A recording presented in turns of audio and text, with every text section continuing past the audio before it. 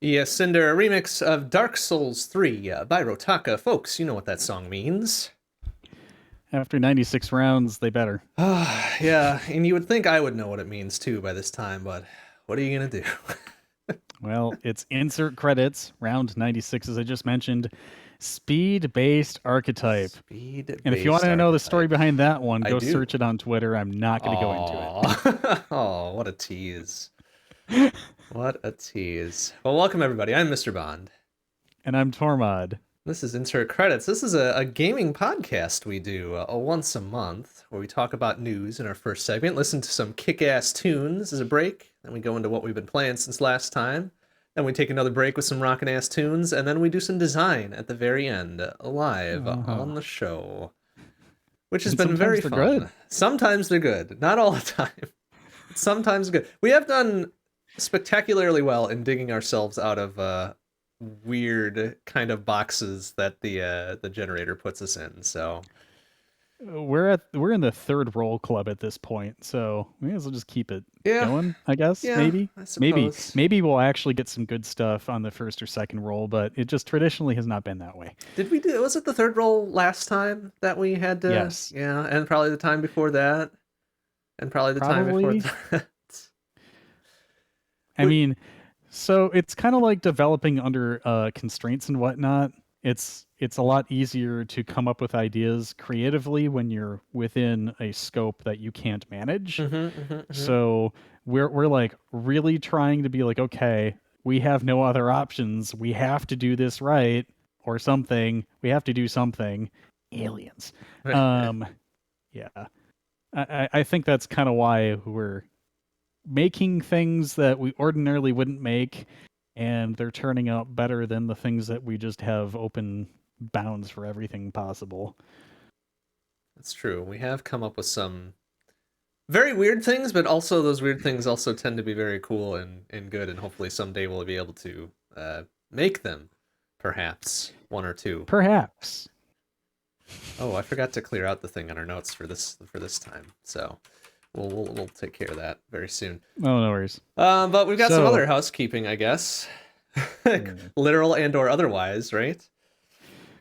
uh, Uh, you can't see the everything surrounding me after the move that we just did. no, but you did make good on your promise that you would be in a different spot since last time, so That's there is true. that. But we've got our upcoming schedule here for round 97 in December. My goodness, we are already at the end of 2021. Uh huh. That will be, looks like the 10th is what we settled upon. 10th of December, That seems to be the case. 7 p.m. CST. Did we get into January for Yeah, round we sure did. 98? We did, the We got into the 14th. 14th, Okay, very but we did good. not get into February. We did not. So round 98. Looks like, So we're kind of flopping between the 11th and the 18th. let's see. How about the 11th? So we're not putting it like Sure. 5 or 6 weeks beyond. And February's Sure. a short month anyway, so that'll be good. What did I say? 98, right? Okay. No, yes, So, no. no? Nine, 97 is 96, December, 97? 98 is January, Oh 99 is shit, February. 99. We're almost to the big 3 digits. Incredible. Oof, we're gonna have to start charging more. Yeah, we really are. Or upping production values. Nah, let's just charge more. Yeah, I'm good with that. Okay, so February 11th for round 99. 2 shows into 2022, so that puts us 3 shows out. That's good enough. Don't need to worry about it beyond that until we get next Sounds good to show. me. So before we go too far, because we're talking about the show numbers and whatnot. Right.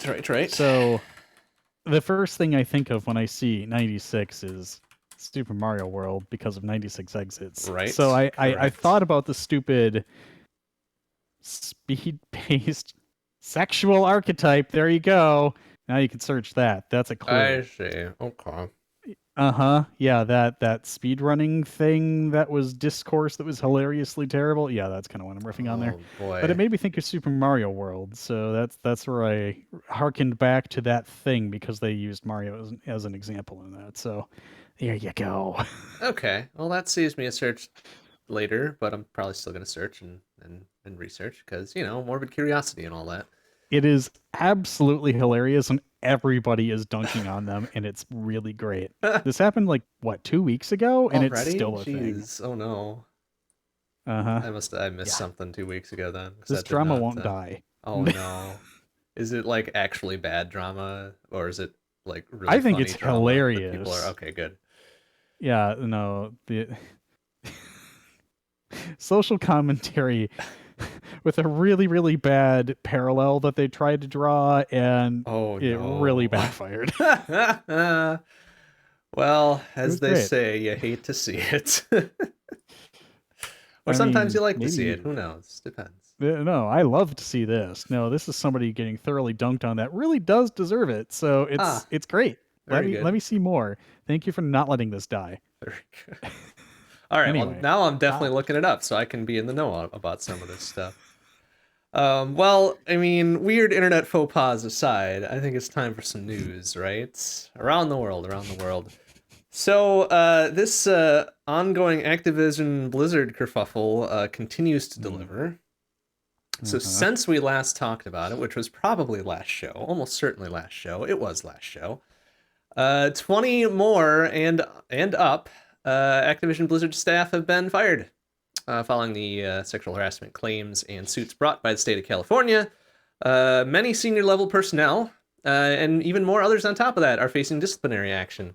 Although, of course, really high ups and C levels are conspicuously absent from either of those lists. So, real big Hmm. shocker there. But it is good to see something actually fucking coming of this, because, Mm-hmm. geez, this must happen so often that we don't hear about it, and even more often that we hear about it, but nothing actually happens. So, good. I guess we're making progress here, right? I'm sure it's not over yet because that lawsuit is still ongoing, and hopefully the fallout has not stopped yet either. Phew. All right, so slightly less bad news then. Epic Games Publishing has picked up two indie devs. First on the line, Spry Fox, makers of Cozy Ah. Grove, Alpha Bear, and Road Not Taken, amongst others, as well as an up and coming, not really heard about studio Eyes Out, which was co Hmm. founded by the Spec Ops The Line director and a Nine Inch Nails guitarist. Which But what? I know, right? That seems like a very weird combination. But apparently A that little bit. combo was good enough to land them being acquired by Epic Games Publishing. So good luck, I suppose. Um, Cool. I'm sorry it was epic. yeah, right. Like my opinion of Epic Games as a whole is no real big shocker. I'm not really fond of them.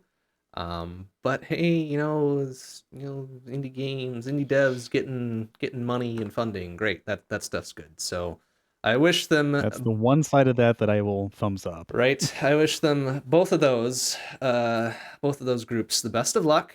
I do like Spry Fox. I'm a fan of their work, and they Yeah. have done good stuff. So good for Spry Fox. Cautiously optimistic about Eyes Out, given their very kind of weird founders. But hey, all right, whatever. Maybe they'll turn out some good stuff. Undoubtedly, though, I bet from being acquired by Epic Games Publishing that it'll be Epic Games Store exclusive for the standard year, and then whatever after that for any titles they produce from here on. So that's the kind of bad part of that little arrangement there. I'm sure. I'm sure people like Epic Games Store and they like giving their free games or whatever, but I'm just more like I'll wait the year for the exclusivity to expire and then play the games because I've got plenty of games to play in the meantime. Let's be honest. Oh yeah. Um, uh, Unqualified good news, especially good news for people who run Linux and game on it. Ha ha ha. Yes, they do exist. Linux kernel version 5.16 will see mainline support for Nintendo Switch controllers Awesome. over both Bluetooth and hardwire USB connections, which is great. I have tried to use Wii remotes in the past through Bluetooth, just standard Bluetooth controller. It was kind of hit and miss. So to see like actual support with an actual driver come through the main line is going to be rather exciting. Of course, this isn't first-party support from Nintendo themselves, because you know how they feel about sharing their shit outside their own lockdown platform. But this is maintained by an individual developer outside. But that's good. That's going to be in the mainline very soon, whenever 5.16 Awesome. gets released. Looking forward to that. So good news, bad news on this one, depending on how you feel. The Oculus Quest will soon not require a Facebook account to use. Hooray! Still no word on the Oculus Quest 2. However, we spoke at length about this last time. There is a hack made by a teenage developer to remove the Facebook account requirement for the Oculus Quest 2. And now, since Facebook is rebranding to Meta, it's getting renamed to the Meta Quest 2, which is kind of whatever, I guess. But good news, bad news, right? Good news, bad news.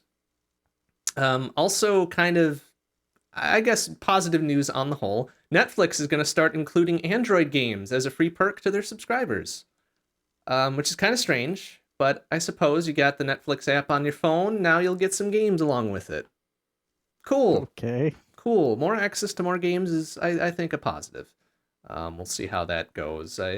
There's no word on iOS support at this time for iOS games and stuff like that, but I can't imagine it would be too far down the line since they're doing this for Android now. Well. Yeah, well, yeah, I don't know. Can't really sideload things, so yeah, it's gonna be interesting to see what happens with that, especially considering the whole Apple sideloading and App Store kerfuffle currently going on as well. We'll see if any of that comes into play. And sort of mediocre news, bordering on disappointing, the N64 collection on Switch is out, but it's kind of a bummer. So there's a few different aspects to this one. One, the control mapping is kind of because we all have very fond memories of the 3-armed N64 controller, right? It turns out that grouping of a stick and a single-ass trigger and 2 shoulder buttons and a D-pad nobody ever used, and the 4 C buttons doesn't really map onto a more modernish control layout like the Switch Joy-Cons or a Pro Controller. Hey man, you just like gotta play more Ocarina of Time randomizers, then you'll use the D-pad. Pass. But the mapping is kind of weird in so much as, you got that right quad of face buttons on the right Joy-Con there. A and B map out okay, but the rest of it maps to left and right C for no apparent reason, and to access the other 2 C buttons, you use ZR as kind of a shift button.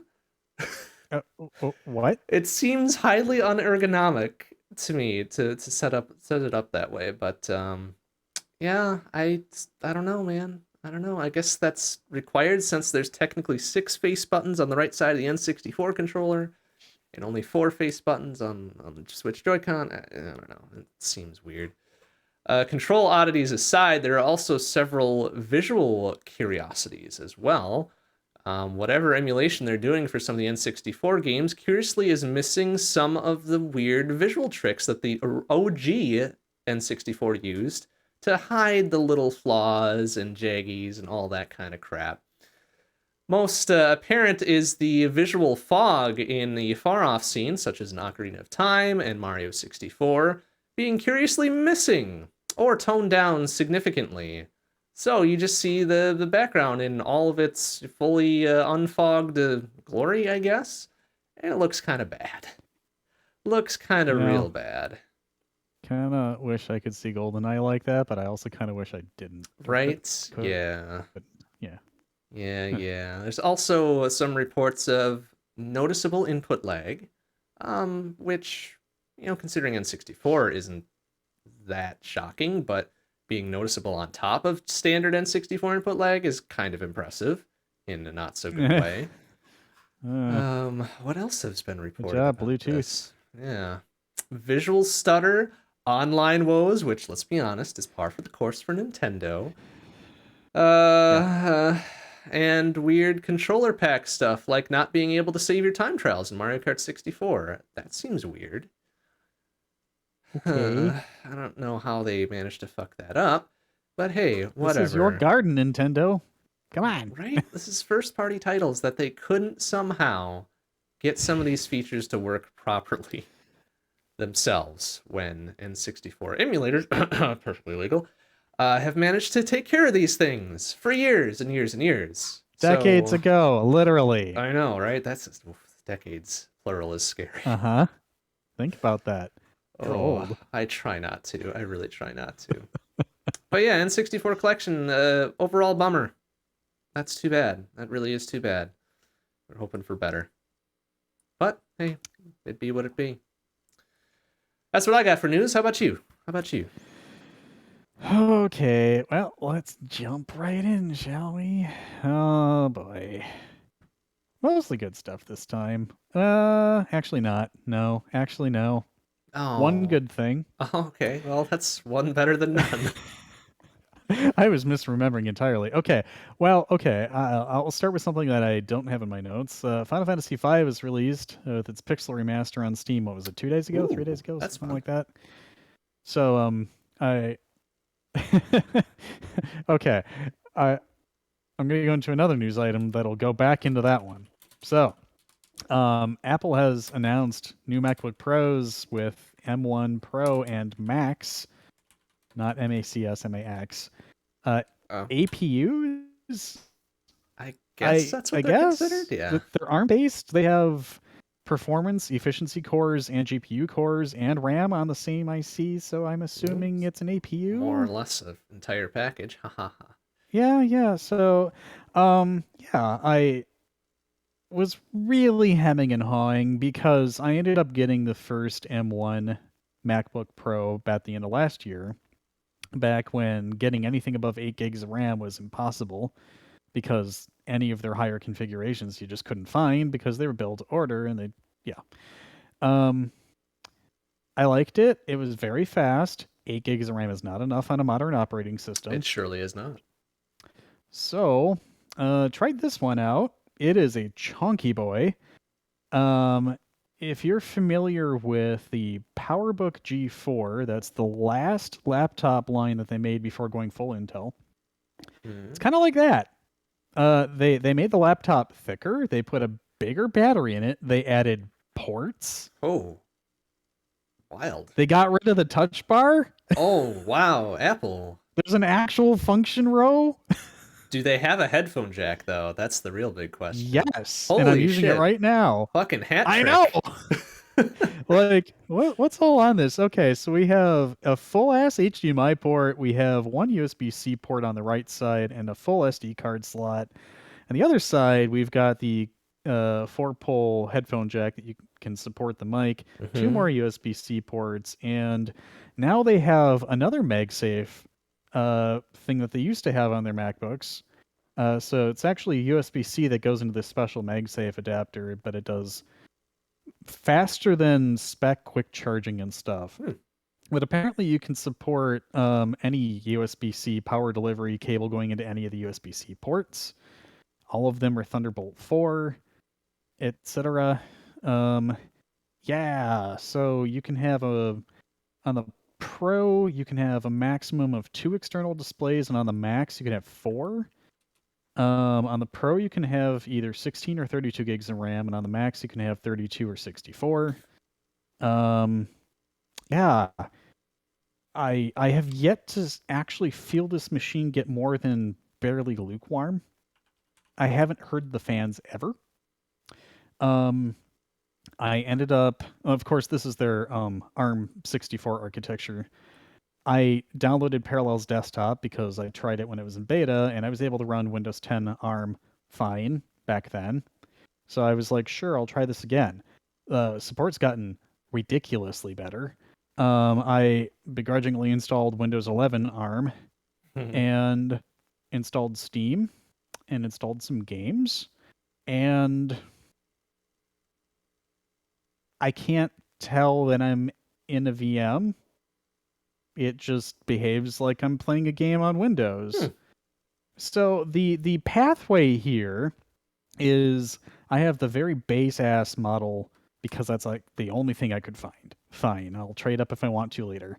So I've got the M1 Pro with 16 gigs of RAM, 512 gig solid state drive. It's the base model.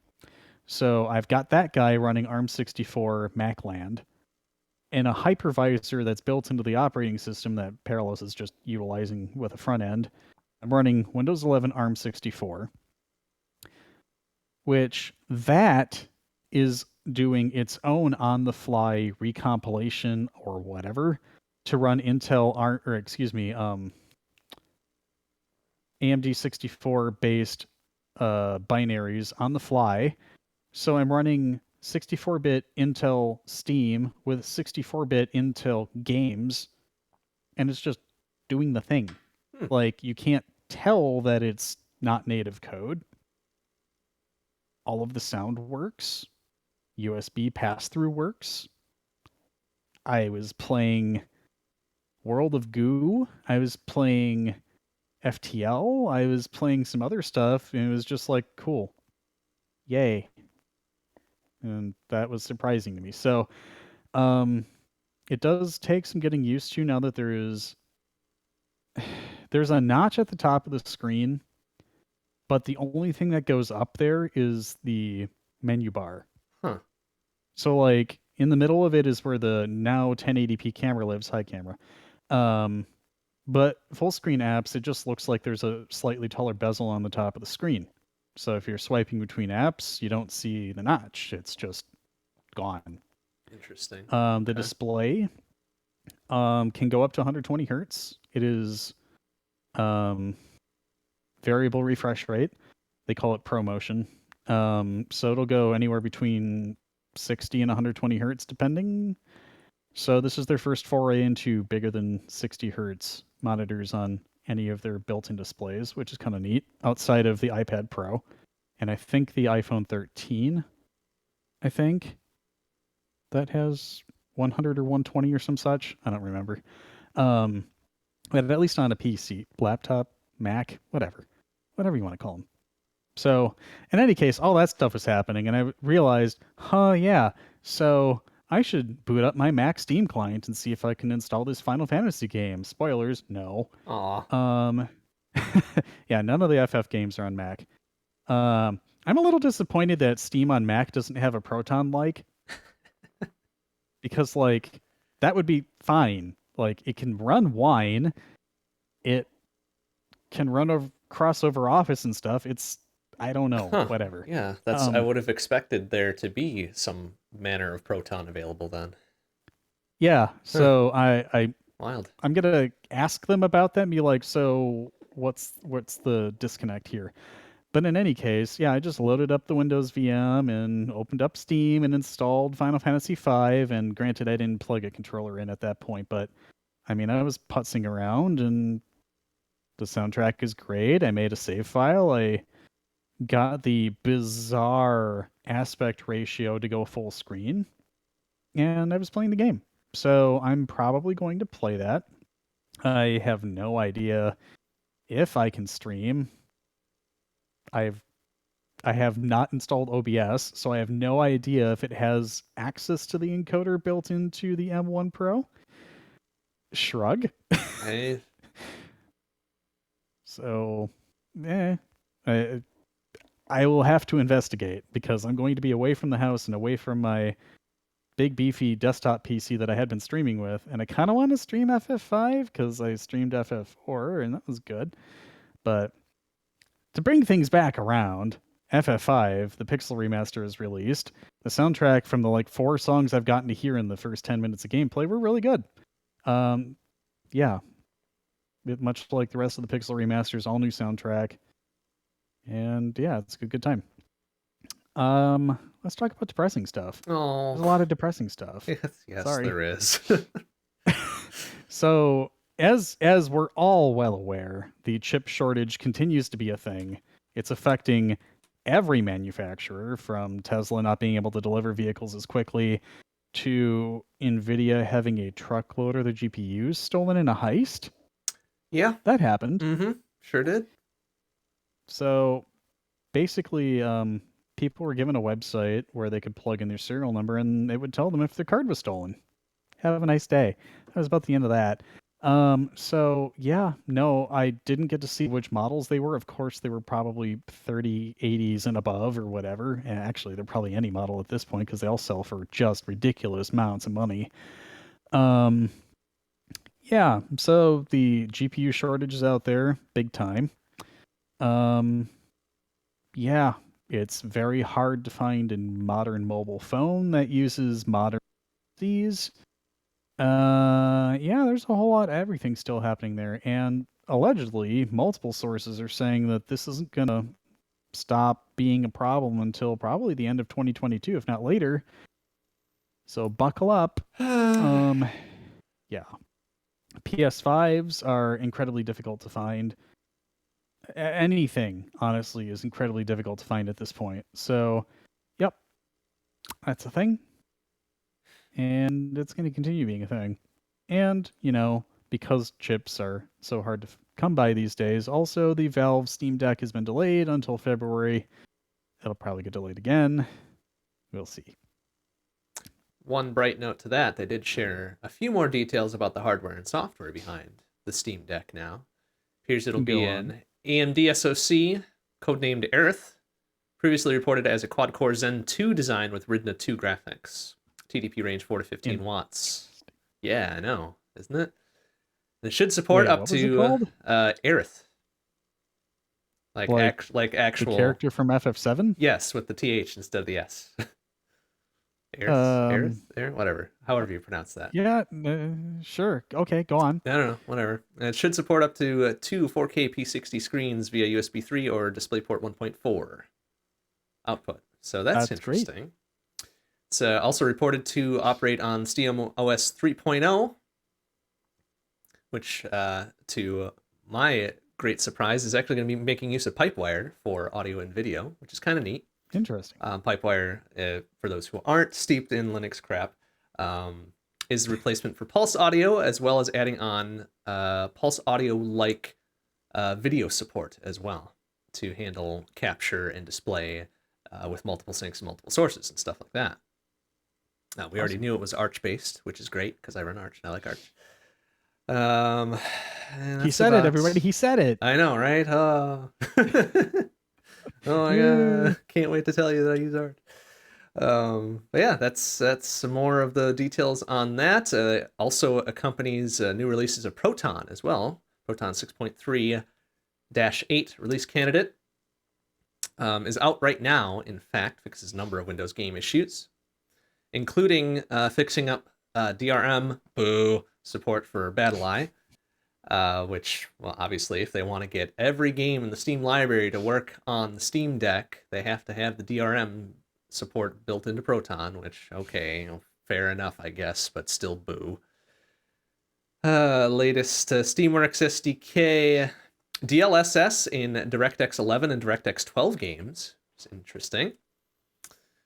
And that's about the most notable stuff I can find right now for the more recent spec announcements there. So progress being made, even though we won't be able to see this until probably late 2022. Yeah.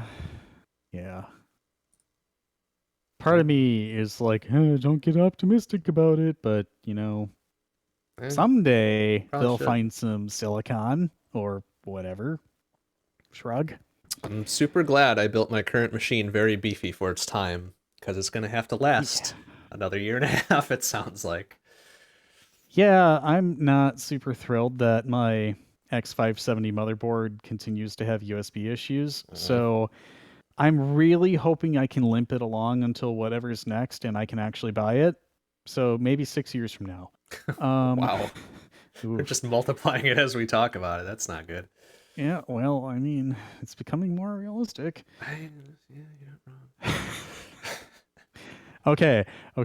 I'll stop making fun of everything because it deserves it. Anyway, so one final thing that I'm particularly upset about is that, let's see here, Facebook and Twitter and Reddit and Discord and etc. social media, they're all buying into this whole stupid Web 3.0 crypto NFT bullshit. And they're actually starting to hey guys, we're doing this shit. Love us. And I deleted my 11-year-old Reddit account when they decided to make a news post about it on Twitter, of all places. And canceled my Nitro on Discord and all of that other bullshit. I tried to get a refund for my year subscription of Nitro, was told no. was very polite when I responded and said, please pass this along, that if you really go this route, you're going to lose a lot of your base. And they're like, cool. Thank you for the feedback. Hmm. This is in-dev stuff, etc., etc. It might not end up in the actual final release. And I was like, cool, yeah, whatever. I would not win that chargeback, too, unfortunately. No, Because probably it is not. in their terms of service, etc. But in any case, yeah, fuck that everything. Web 3.0 can choke on a chode. It does not need the blockchain. We're fine. Go die in a fire. That's about all I got on that one. Well, to a very minor credit on Discord's end, they've already walked back their ideas on doing it for now. They said pause. They did not say Yes, cancel. correct. That's the important distinction to make, though. But they are putting it on pause, so they're not actively working on it, we think. But of course, they wouldn't out and out come out and say, we're not doing it. So everybody keep your fucking eyes open. And if they try to pull this horse shit again, please, please, please, please speak up. Like y'all did a very good job Yeah. of doing the past couple days. So bravo to everybody, actually. Yeah. No, Um, that's an outstanding show of support for fuck you, Discord. We're not mhm, giving you your revenue stream. mhm. But yeah. Yeah, so cautionary tales all around that whenever companies pull this kind of horse shit and then they back off and say, "Oh, we're not going to do it right now." You gotta stay vigilant, unfortunately, because it's pretty likely that they're going to come back and try it again. Yeah. I'm upset. You know I'm upset. Mm-hmm. Mm-hmm. I'm ready to just leave Discord altogether. I'm ready to leave Twitter if they come to that. I'm fuck it. Like my social media isn't worth supporting shit that's just going to more very quickly exacerbate everything going on with energy waste from crypto. Mm-hmm. So if that means torching one of my hobbies, I guess that means what it is. So hope it doesn't come to that. But EI, not even joking. I've been refamiliarizing myself with the RFC and the admin guide for Bahamut IRCD and Unreal IRCD. So it's been about 20 years since I've stood up an IRC demon on my own. I'm prepared to do it again. I loved it. Unfortunately, IRC lacks things like message history and persistence. Mm-hmm. Mm-hmm. So that's kind of a thing that most people wouldn't be able to adapt to. But that also kind of takes away from FOMO, kind of, because you can't see what you missed. So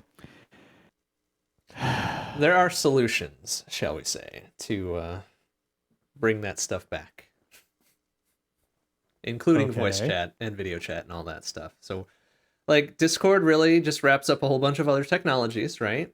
So, it really wouldn't be true. that hard to cobble something else together to simulate it, I guess. I mean, I was going the route of okay, so you can have an IRC daemon, you can have a TeamSpeak server if you really Mm-hmm. want. Mm-hmm. You can use other clients like Telegram if you wanted because you can do screen sharing and video calls and whatever. And I've been exploring a tech called Gilded. So they were purchased by Roblox recently. And in the last few days, a lot of people have had a lot of opinions on Roblox's involvement with NFTs and crypto like, but allegedly, they're not actually dealing in any real crypto or NFTs and stuff. They have things that behave like it inside of Roblox.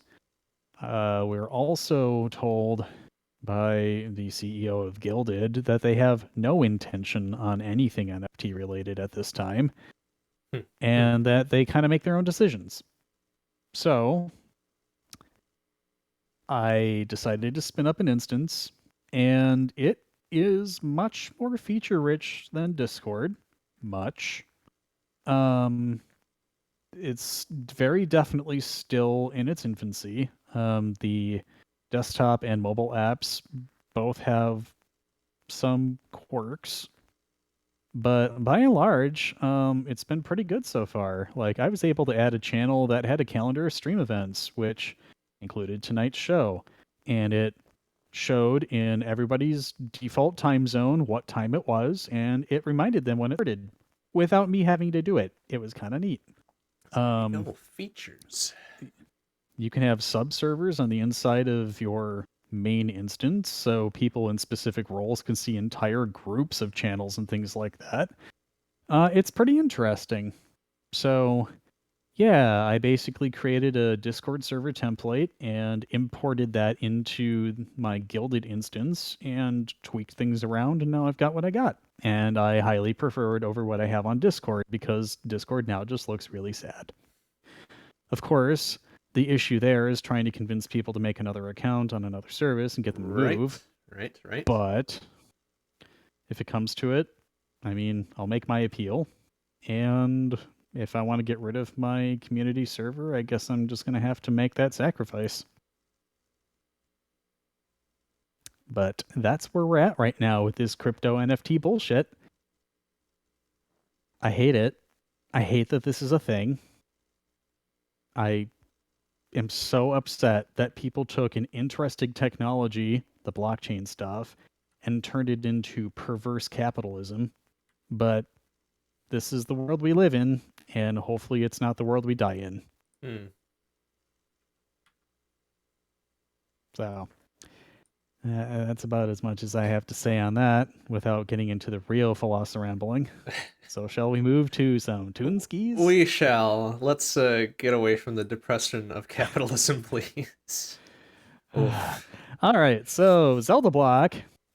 We start with Bolero of Fire by Evan Wardell from The Legend of Zelda Ocarina of Time, going into The Groose is Loose by Audio Mocha from The Legend of Zelda Skyward Sword, and heading back to the Ocarina of Time soundtrack with It's Dangerous to Go Alone by D. Poten.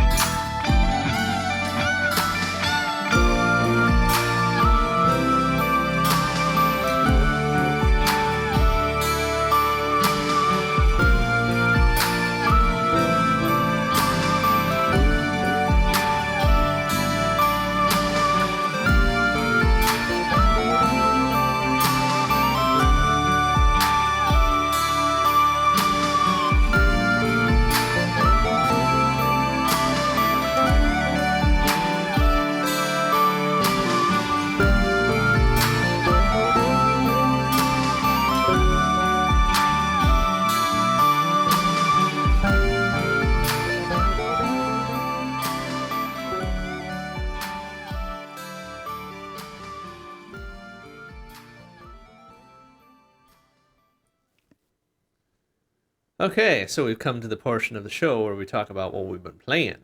It looks like we both have more reasonably sized lists this time. Mine smaller, Yeah, yours larger.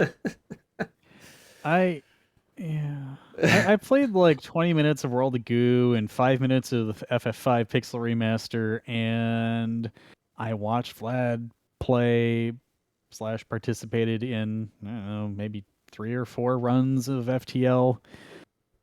I've been moving. It's been hard to play anything. I was very curious to see if I can get Windows games to play on Steam in Windows 11 ARM 64 and the stuff I was already talking about. So I installed a lot of games, haven't played a lot of games yet, but I did dig out my Xbox Series 2 Elite controller, and I'm going to hook that baby up with USB and the road. Yes, Tuke. I have been playing the unpacking game, and it has hurt me very deeply in many ways. IRL unpacking. Although I hear that unpacking the game is pretty good, so you know. I don't even know what that game is. No? I guess it was a joke. Oh, it's not a joke. It's a real game. It was released quite recently, in fact, by Witchbeam, the same devs of Assault Android Cactus. Which is why I know about it. I haven't picked it up and played it myself, though. But the premise is that you are unpacking after a move and putting your shit where you want it to go, and whether or not it goes there, well, that's up to you. It's supposed to be a very zen experience, as opposed to real life unpacking, which can be very hectic and stressful and all that stuff. All right. Yes. Yes. As I'm sure you are well aware of. I don't need to tell you anymore. Well, okay. I want to play games. I haven't been able to play games, but you've been playing games. Why don't you tell me about your games? I have, in fact, been playing games. So my standard stream games as of late. I finished up Neurovoider, which I was just finishing the last bits of when we were talking last time. A very fun little techno cyberpunky roguelike dungeon crawler type thing. Couldn't quite get all the way through, or I couldn't quite double loop on hard mode because it gets very cranky after the first loop. It really does not want you to succeed after that, but I gave it a good go, and I made it 70% through the second loop, and then the game just decided to be like, nah, you don't go any further today. I'm like, oh, all right, fine. Nope. Gave it a good go, but it was very fun. I definitely encourage that game for anybody who is a fan of roguelikes and or dungeon crawlers and or both. Go pick it up. All right, and now I've started up on Streets of Rogue, which is another roguelike dungeon-ish crawler. Do missions, advance floors, and generally cause a lot of chaos. It has a lot of very crunchy independent systems to it that intersect in funny ways. Where things can start out very calm at the beginning of a level, and then suddenly there's a gigantic brawl fist fight going on as you step into the open that you may or may not get caught up in. And then people are pissed off at you for no good reason for being there, I suppose. Not necessarily starting the fist fight, but just for being present during it. Tons of different character classes you can play as, each of which has different perks and skills and buffs and debuffs and all that sort of thing. So there's like 24 different character classes you can play as. So it's quite a mix of things that you have to do and play. It's also quite difficult too, especially given my very aggressive and very sloppy playstyle at times. Where yes, I could use my healing items, but I should really save them until I really need them, and oops, I'm dead. So that's how that goes. Wow, the classic RPG experience. Yeah, more or less. There are some RPG elements in it as well. You level up, you get more stats, you get additional perks. You can recruit party members, so to speak, but then they can easily die off, so you just go shrug and get more party members, or just move on your own. You really don't try to get too attached to them, honestly. But it's very fun. FTL's gotten me used to that. Oh, yeah. FTL would do that, wouldn't it? Oh, yes. So I'm still working my way through Streets of Rogue. Probably got another week, perhaps 2 weeks, depending on how I'm feeling on it. Very fun game. We've got a new shmup for SBC, Shmup Book Club, for the month of November. Viper Phase 1. Very good game. Very good game. Very good music. Very good Stage 1 music, specifically, which is good because you'll be resetting a lot if you want good score. That joke is coming. Yep. Excuse me. Yep. Which is fine because sometimes it's good to have just a very straightforward shmup that demands a lot out of you. Nice pun. I know, right? It is a vertical scroller, so it's like not quite on rails necessarily, but kind of get a very small bit of the field to work with left and right. But very fun. Our quarterly for October through December, quarter 4 of 2021, is still Pro Gear. Pro Gear no Arashi, which is another very unforgiving shmup. It expects a lot out of you, especially if you're trying to score well. Sensing a pattern with some of these that we're playing. But also very fun. There's been a lot of back and forth, I think, especially on Pro Gear, as to what is the good strats to do and what is the bad strats, and we heckle each other for dodging things that we should have no right to be able to dodge and then eating it on the easy patterns, so that's always fun. Yes, the EI special. The EI special is well and truly alive. Well and truly alive still. Outside of normal stream and SBC, I've been playing a little bit of Vulture, which is NetHack 3.6. Not getting very far. Not getting very far. But it is fun to just boot up, play like a run for 20-30 minutes, eat shit for entirely my own fault, and then go, okay, that's enough for now, and then move on to other things.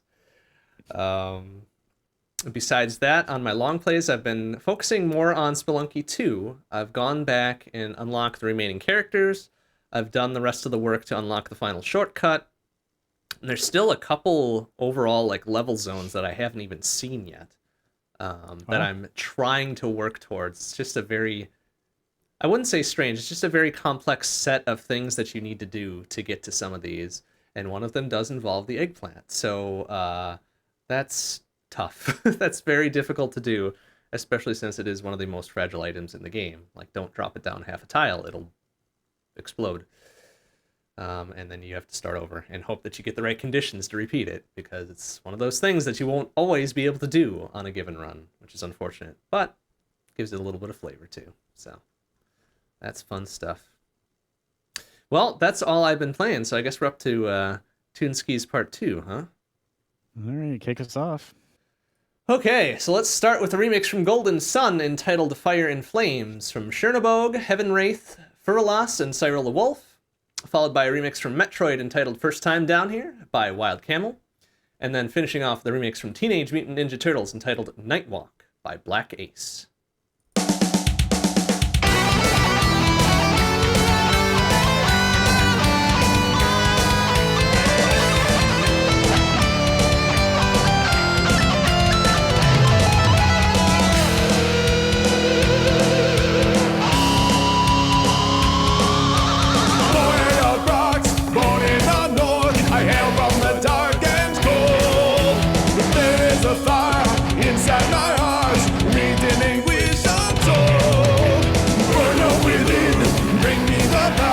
That's all I desire.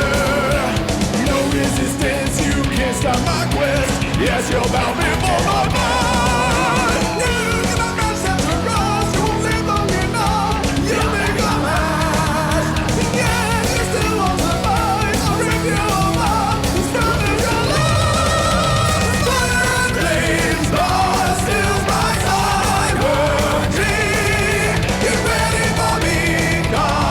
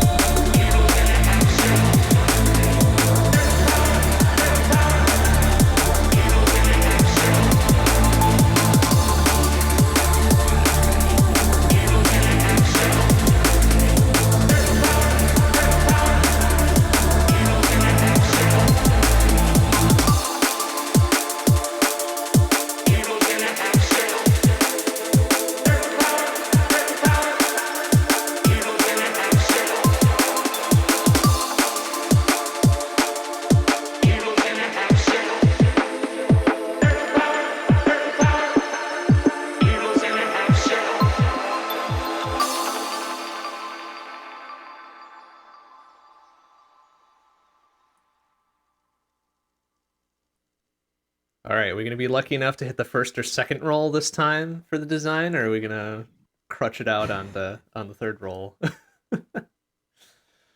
Well, you want to find out? Yeah, I'm ready to roll. Let's go. Let's roll this shit up and see what we get. Oh boy.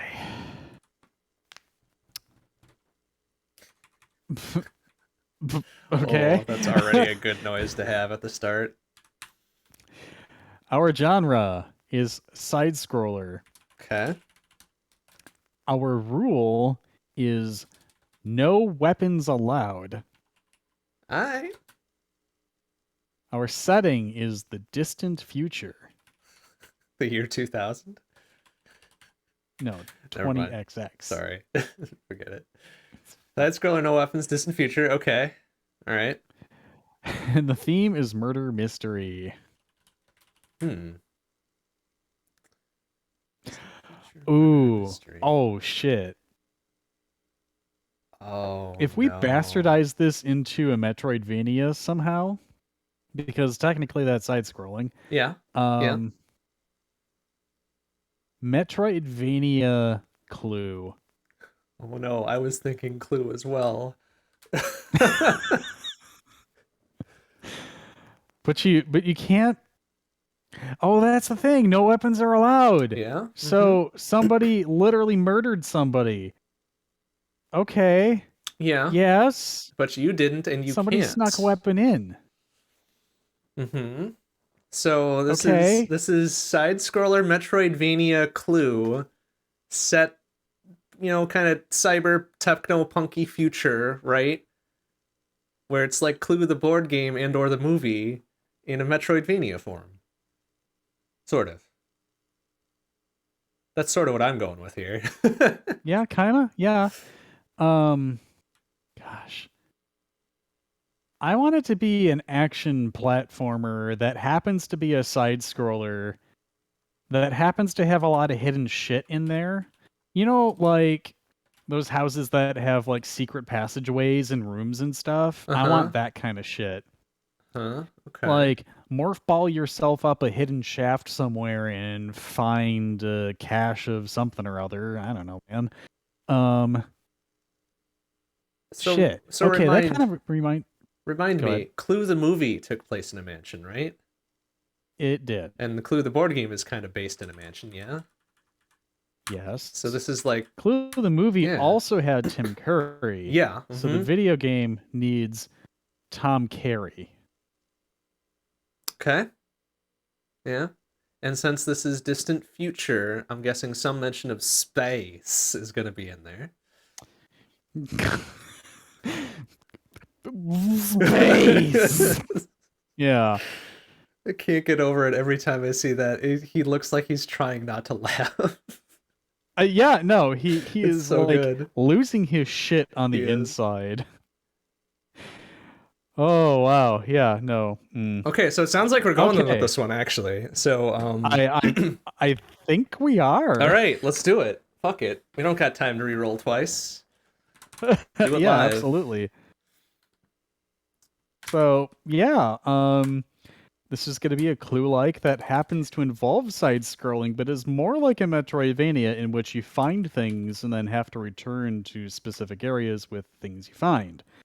Of course, much like a Metroidvania, it has hidden passages, rooms, items, so on and so forth. You have to be explorative to find it. And yeah, this is like some super cyber mansion in the future. I don't know. Let's pretend it's the future in Chrono Trigger or something. I don't know. Yeah, it could be time traveling to the future and or time traveling back from a more distant future to a more recent future. Yo, dog. Maybe, yeah. Time travel's weird, man. No. Time, yeah. Something, timey-wimey, wibbly-wobbly things. Right, I don't know. right. Something about Doctor Who. It's been a while. It's been a long time. Anyway. So our objective is to mystery. solve the murder mystery, right? Like, naturally. Oh, okay. So you're talking about time travel. This brings up an interesting thing.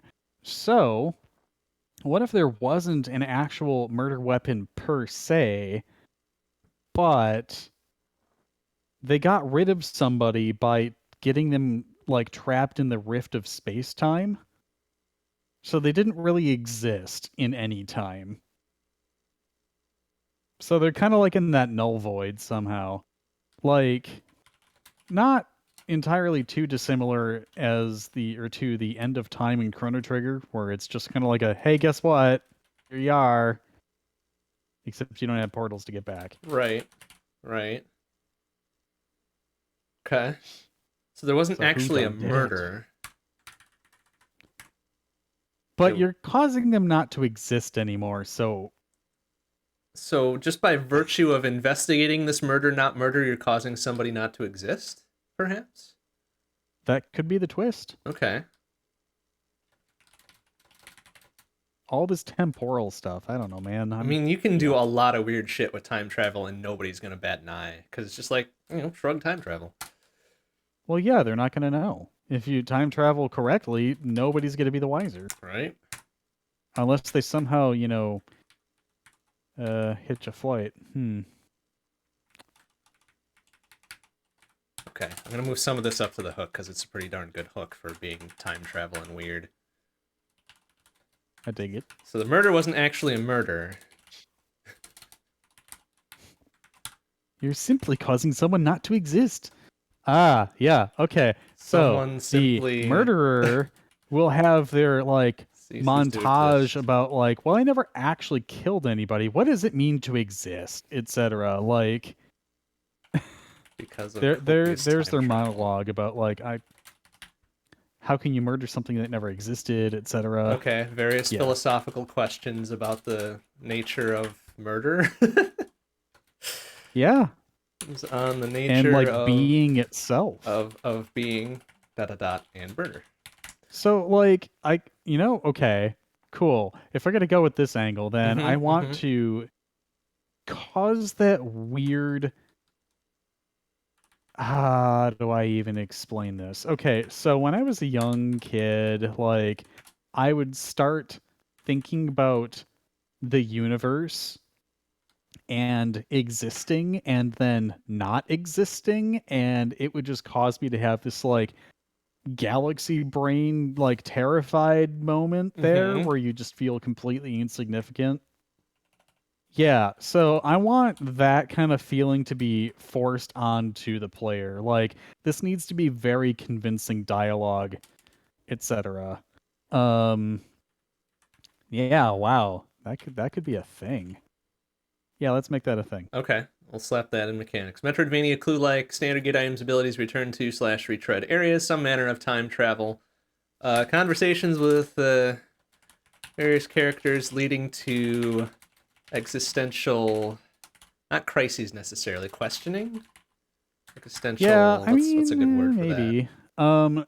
I get the Existential feeling doubt. that a lot of the characters in this, especially if it's a somewhat dystopian future, they're going to be more on the true neutral side of things. They're really just out for themselves. They'll do what they have to do to not exist.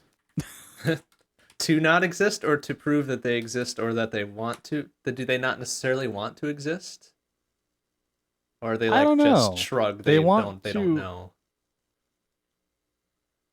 Damn, this is weird. So if it's something that's framed as a murder, they have to be aware that the person existed and then didn't come back. So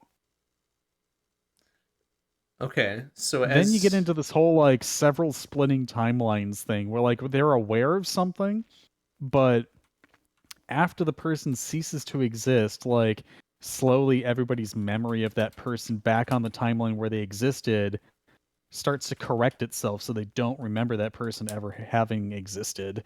Something like that. I don't know, man. This is getting all weird. Okay. I love it. So as you unravel parts of the mystery, memories fade, change to the point where the murder doesn't really happen. Because the person who was made not to exist never existed. So at what point was there a crime, etc.? That's the whole philosophical thing. The target somehow ceases to exist through some okay. what the hell is the word I'm thinking of? It's super tropey. It's the like gotcha mechanic to make things work. I keep wanting to say Wiggum, and I'm like, no, that's Ralph. Yes, that the- is Ralph. It's just a single word though. It's just kind of like the this breaks the rest of the rules for the world that you've got set up, but it makes the plot work because it fixes the plot hole. The MacGuffin kind of thing. thing? Thank you. That's what I'm thinking Okay, of. there you go. Thank you. So we need to come up with some like eventual Phoenix Wright-esque big brain MacGuffin at some point that you can actually like catch up to the person who did this thing, and they're aware of it because they did it. But then like you're starting to question your sanity because you're like, did this actually happen? Did this person ever actually exist? Oh god, it's like self-gaslighting, except it's not gaslighting because it's really, oh shit. That's weird. Yeah, yeah, okay. So wait, so are we trying to catch up to the murderer, who eventually won't be a murderer, or the murderee? Or both? I think both. But in the end, the murderer quotation marks is successful because the person fades out from almost everybody's memory except for this like thing that you swear exists but have no way to prove. And then the MacGuffin allows you to finally catch up to the person who's trying to off this person. And then they go into their big philosophical rant of what does it mean to exist, etc. And it just ends up being this thing. And somehow you gain the ability to go and rescue this person from the non-time and bring it back or something. Okay. This is super fucking big brain, and I'm getting myself weird. Weirdly, I follow you, though, so... I'm still following this. Okay. Alright, good. Cool. So you go around this distant future mansion, clue-like mansion. You find various evidence trails leading up to a MacGuffin that lets you catch up to the murderer and or the murderee, which kind of throws the timeline into chaos, blah, blah, blah. And then it kind of repeats until the murderee ceases to exist. So the murderer kind of wins, but it's not a murderer because he wasn't able to murder the murderee because the murderee no longer exists. Okay, I want to edit Sort of. one thing. Okay, yeah. Let's not didn't make hate this a that. mansion. Okay. Let's instead make it like almost like that neighborhood in Cyberpunk. Like there's just a lot of shit going on, but most people are just kind of like doing it for themselves. Okay. So you're like traversing between different areas, but you can find hidden alleyways, secret caches of things that people thought were hidden, but it ends up being information or something. I don't know. That's funny. I mentioned mansion several times, but I never actually wrote down mansion. So takes That's place fair. in a small-ish neighborhood, we'll call it. Yeah. Dystopian, futuristic community where everybody's looking out for themselves. There you go. You want more tropes? There's some more tropes. Smallish, dystopian-ish neighborhood of true neutrals. I'm God. This is now it's turning into space noir and I love it. That's fine. Space noir clue. I can get behind it. With our good friend Tam fuck, Corey. This is actually really cool. Okay. This is a thing. All right. I dig it. It's confusing as fuck, but I dig it. Okay. Well, then graphic style, I posit space/cyber noir. Yeah. Yeah. Audio style, space/cyber noir. We're gonna have space werewolves there. Maybe. There's my one I'm writing this in because I can because I'm writing the story. There we go. Space werewolves. It's a thing. I don't care. Okay. I mean, it's the distant future. A lot of shit could happen in the distant future. That's true.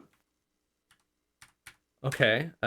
Input method, since this is side-scrolling action platformer-ish, gamepad seems natural fit, right? Yeah, I would say so. players. I mean,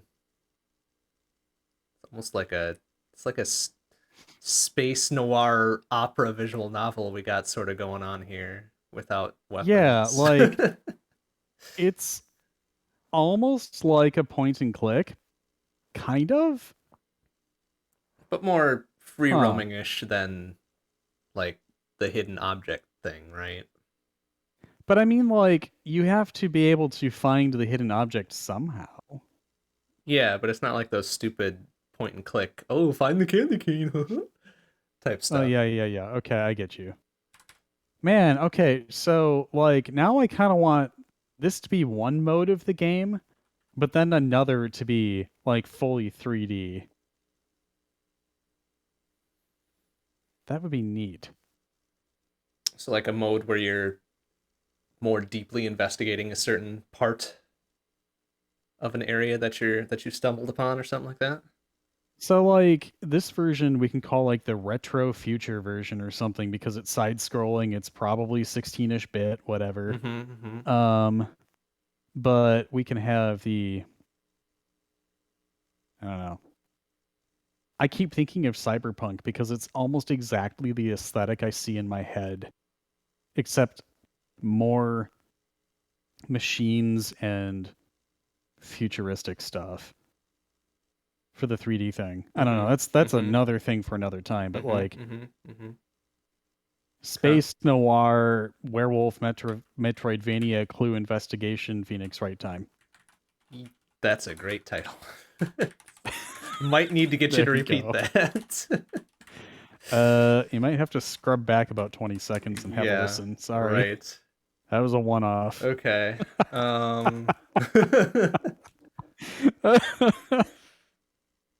Wait, what was the name you uttered before? Tom Carey or something? Yeah. Tom Carey. He's Tom Carey he's in a colon dude somewhere that does something. I feel like this is going to turn into a whole series of games starring Tom Carey. Do it. So this needs to be Tom Carey in subtitle. As long as it includes space werewolves, I'm cool with it. Okay. Tom Carey in Space Werewolf.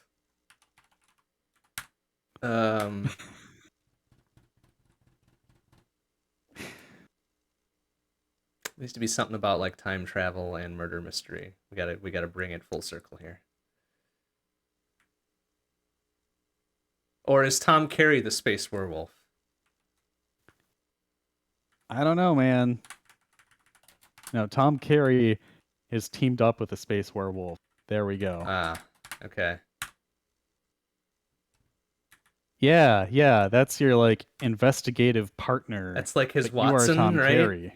Got Tom Carey, and then got good old buddy Watson, the space werewolf. Why not? No, his name is Wegson. There, Oh done. no. Okay. I guess that's part of inventory. Wegson the space werewolf. Very good.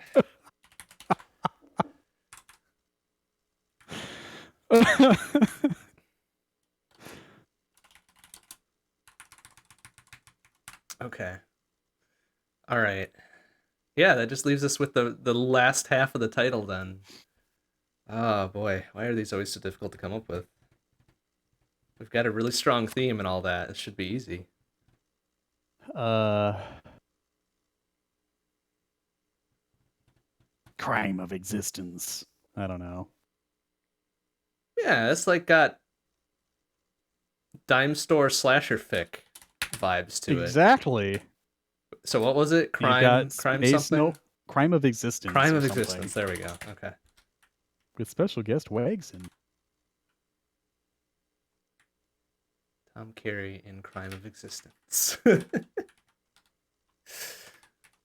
god. Why do I think Tim Curry would actually be into this?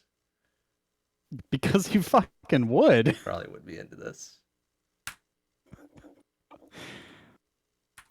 So this actually this deserves some actual world building and design documentation so that we can find a way to send it to Tim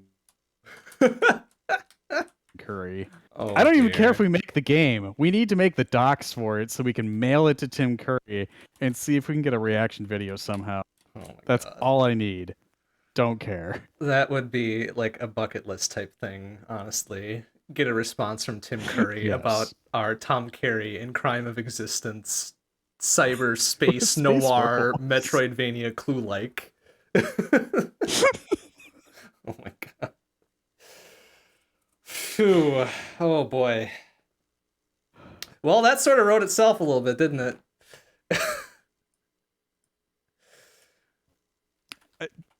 Yeah, I still do want to do the other two roles to see what we would have had. Okay, we can do that. Sure. All right. Well, let's see here. Sorry, my internet decided to have a timer. All right. Role number 2. The genre would have been farming. The rule would have been 2-button controls. The setting would have been ancient Rome. And the theme would have been power and corruption. Oh, hey. Wasn't feeling the farming, that but it also kind of writes itself. It really turned a corner at the end there. I like that. But all right, okay. And it's like Rome, the Atari game. Yeah. Yep. All right. All right, and our You ready for third number 3? Our third All option right. that we didn't take. All right. 2 genres this time. We have flight and Metroidvania. Okay. Oh my God. This is our game. The rule is running out of power. Okay. Fine. We could write that in. The setting is high fantasy, which realistically, it's kind of both. Yeah. And then the theme is reality is a dream. Oh no. Oh my goodness. Okay. We did it. Well, we did game number 3. If we had gone with the third role, like we probably still would have resulted in Tom Carey in Crime of Existence, let's be honest. With special guest Wegson. Special guest Wegson. Featuring Wegson, our space werewolf assistant. Oh my God. Yep. Okay, well, Yep, hey, this see? When we take the first roll, we still get some good shit. I like it. Yeah, this is good. I'm kind of wondering if it's possible to make a spin-off podcast, like actually publish podcast for the game designs that we've done since we've done the randomizing stuff. Because, like, this shit's gold. It is pretty good. I would be a little bit worried about maybe overdoing it a bit, because these happening as one-offs is really good. But doing like a full thing focused around them might kind of drain the magic from it. But hey, whatever.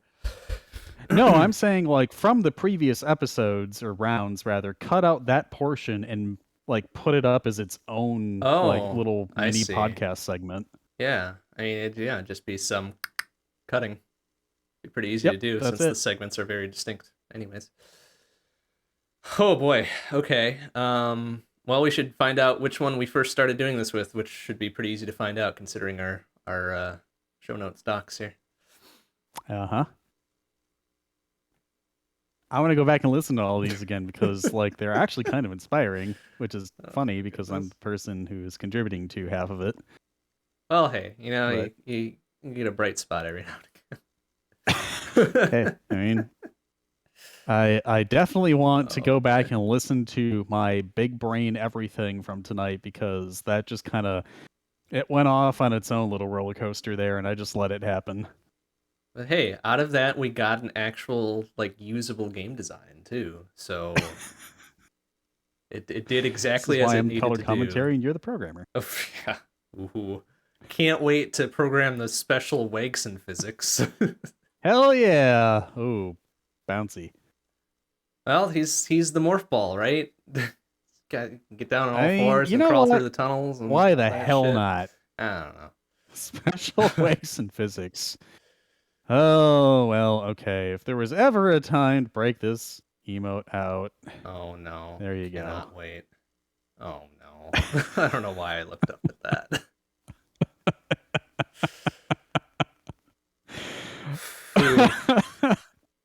Phew. All right. Well, I think we've done some good work tonight. It seems like it's time to wrap it up. Oh boy. Okay, yes.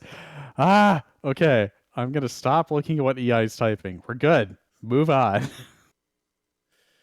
All right, we're coming to the end of around 96 here. Is there anything further we need to say before we let everybody have their evenings back? I wish Wagson were a real dog. I mean, you could get a dog and name him Wagson. There you go. You know what? I just might. There you go. That one's free. All right, let's end this thing. Yes, let's. Well, thank you very much for joining us, everybody. I'm MrBond. And I'm Tormod. I'll leave you with our typical closing track remix from Mario Kart Wii entitled Wind in Your Hair by Overclocked University. Good night, everybody. Ciao.